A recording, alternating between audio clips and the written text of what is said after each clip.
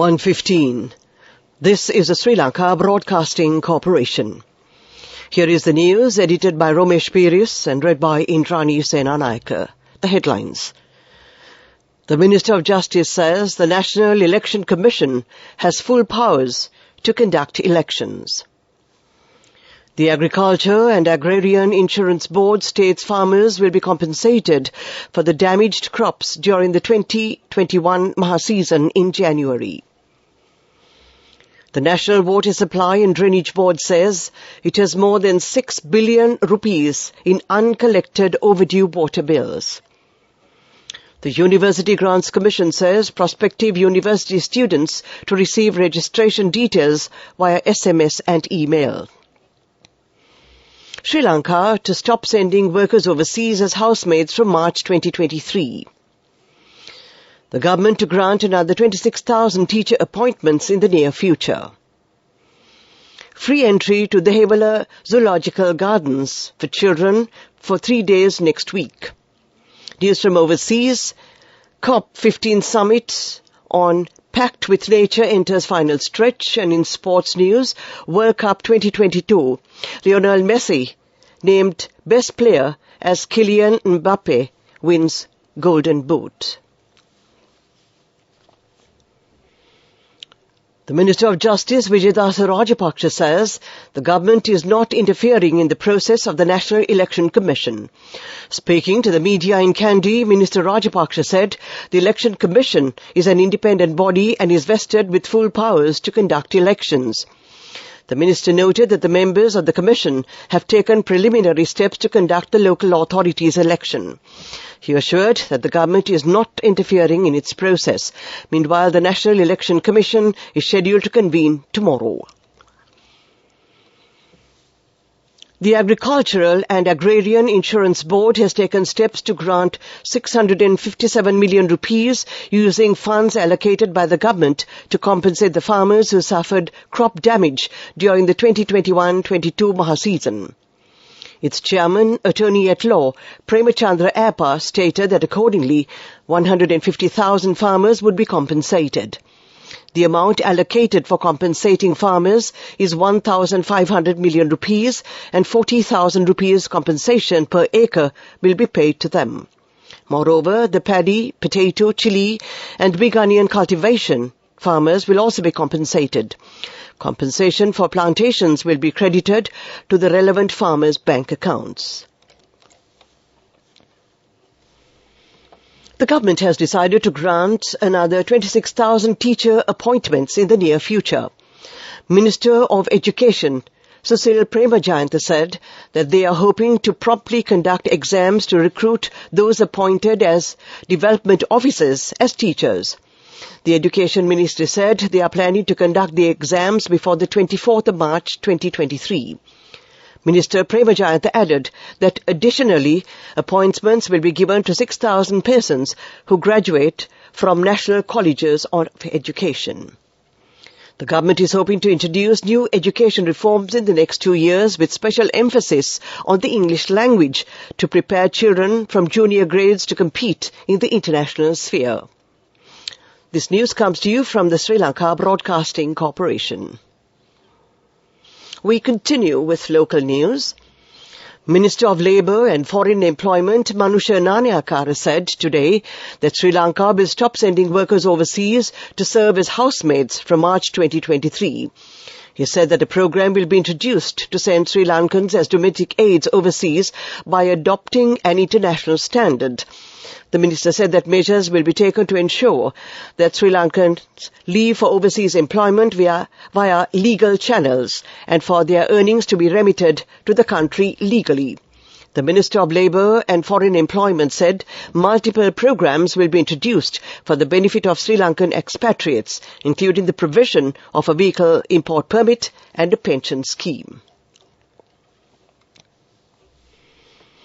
Entry to the Hevala Zoological Garden will be free of charge for children from the 23rd to the 25th of December.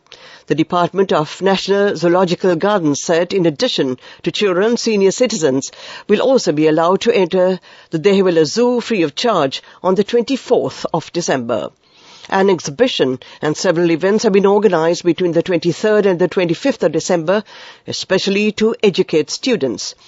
The Dehiwala Zoo houses approximately 2,500 to 3,000 species of animals and promotes conservation by breeding certain rare and endangered species through proper animal welfare. The Ceylon Electricity Board will continue to impose 2-hour and 20-minute power cuts in all residential areas.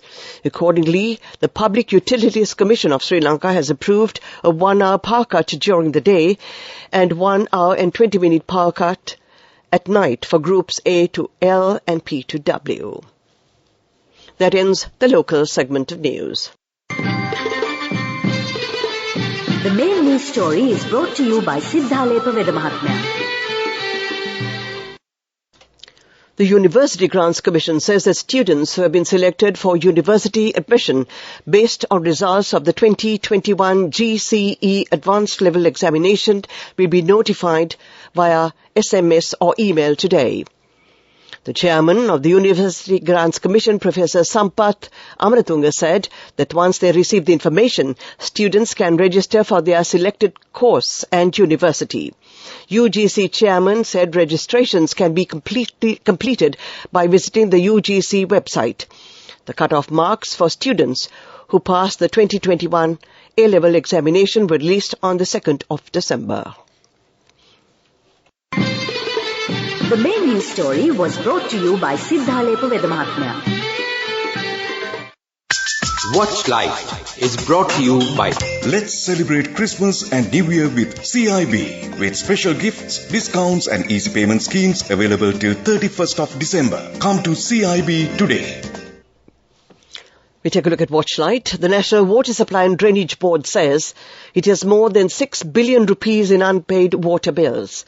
The Assistant General Manager of the Water Board, Ekanayaka Veerasinghe, said around 800,000 households are 3 months or more behind on their water bills. He added that outstanding bills for over 60 days and the Water Board will be compelled to disconnect water supply of consumers who have outstanding bills. That came to you in Watchlight. Let's celebrate Christmas and New Year with CIB with special gifts, discounts and easy payment schemes available till 31st of December. Come to CIB today. World News. Brought to you by courtesy of... We give you the strength to rise higher and higher. Never step back, but always march forward. Empowering you to reach greater heights. People's Leasing, the trusted leader. World News headlines. COP15 summits on Pact with Nature enters final stretch. North Korea completes important test of spy satellite. Low turnout. A message from Tunisian people to President Said. With only hours left to secure a global agreement to stop the destruction of nature, delegates at a UN summit are considering a new draft deal. A compromise text has been put forward in a last-ditch attempt to build consensus among nearly 200 countries. The UN Biodiversity Summit in Montreal is regarded as a last chance to put nature on a path of recovery. But there has been deep division over the strength of ambition and how to finance the plans. A new text of the agreement was released on Sunday by China, the official president of the summit, which is also known as COP15. It has to be moved to Canadian soil due to COVID restrictions in China. North Korean state media has reported that North Korea has conducted an important final phase test in the development of a military reconnaissance satellite, which the country plans to complete by April 2023. The Korean Central News Agency reported today that North Korea's National Aerospace Development Administration conducted the test on Sunday at the country's Sohae satellite launching station in Chosun, in North Pyongyang province. According to KCNA, the test was designed to review satellite imaging capabilities, data transmission, and a ground control system, and added that North Korea plans to complete preparations for the first military reconnaissance satellite by April 2023. A day after Tunisians largely shunned the parliamentary elections, the Democratic Party, one of 11 political parties which boycotted the election, is calling for President Kais Saied to step down. Party leader Ghazi Kawouchi said, "The record low voter turnout is a clear message from the people to President Saied that he no longer has a place in Tunisia and must accept defeat and step aside." President Saied has been accused of amassing all authority in his hands since his power grab last year, and under the new constitution adopted in the July referendum, Parliament's strength has been greatly reduced. To end this bulletin of world news, we take a look at the headlines again. COP15 summit on Pact with Nature enters final stretch. North Korea completes important test of spy satellites and low turnout. A message from Tunisian people to President Saied. That ends this bulletin of world news. Development news is up next. World News.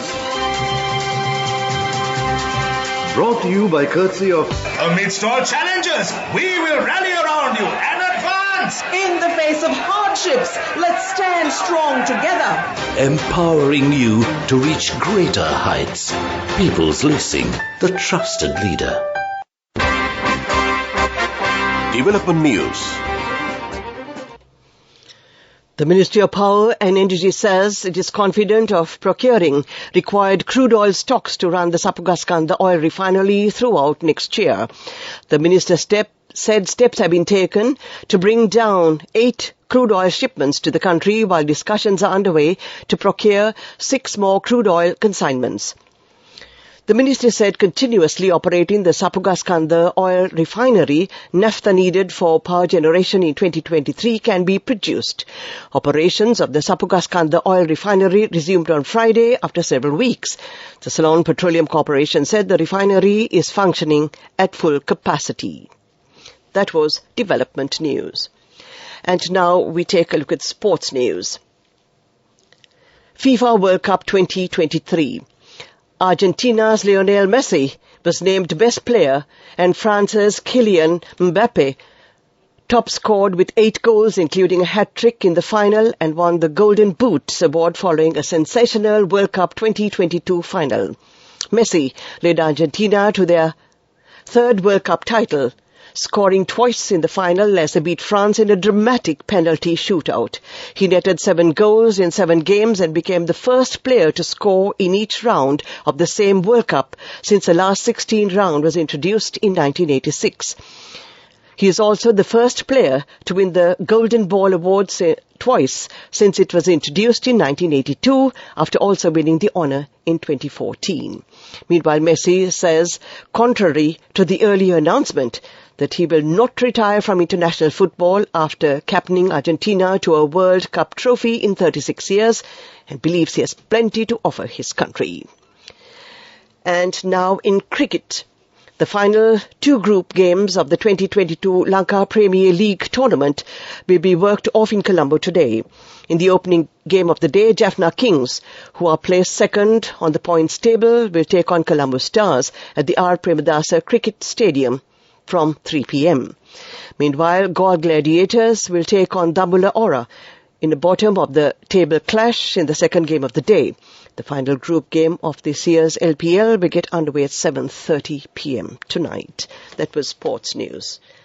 The fastest way to earn the highest interest, an interest rate of 22% in 4 months. NSB, the safest place for your money.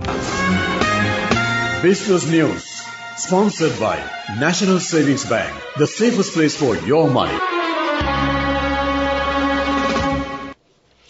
Sri Lanka's leading plantations company, Haley's Plantations, supported by the Japan-Sri Lanka Technical and Cultural Association, hosted an exclusive tour to Pedro Estate in Nuwara, part of the Kalani Valley Plantations PLC, for the ambassador of Japan to Sri Lanka. His Excellency Hideki Mizuoshi.